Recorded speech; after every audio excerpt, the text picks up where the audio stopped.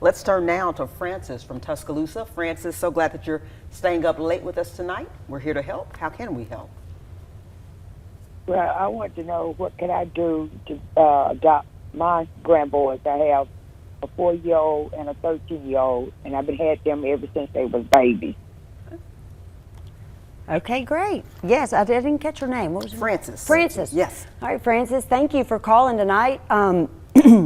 Absolutely. I would suggest that you first contact an attorney and bring with you the children's birth certificates, any court orders that you may have concerning the children.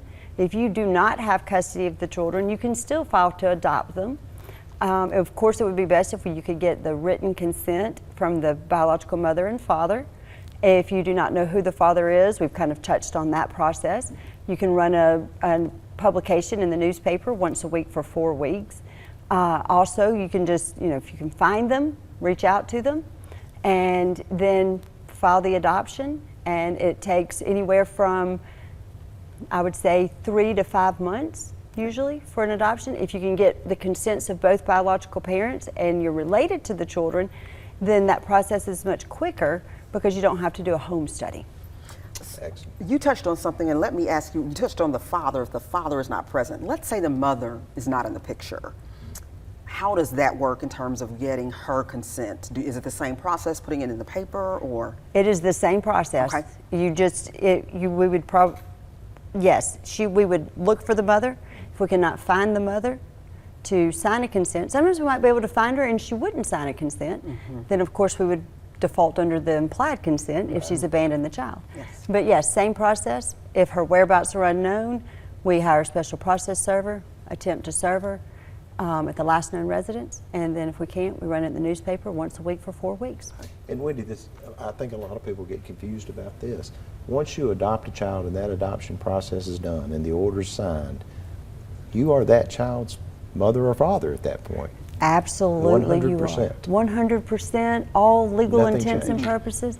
You get a new birth certificate. Yep. I remember when we got the new birth certificate for our daughter that we adopted. It was so exciting. The new birth certificates do not mention adoption on them. It just has the adoptive mother's name, adoptive father's name, and all of their information and the child's name. And plus, you can change a child's name when you adopt a child. So you can name the child anything you want. You can change their first or last name, and so that's exciting as well. That's great to know. That is. Let me ask you this, because I think you touched on a great question. So after you adopt, can the biological parents come back and try to contest that adoption? No. No.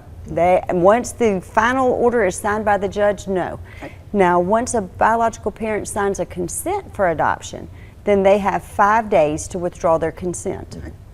And then after that 5 days, they have a little additional period under some certain circumstances that are very specific.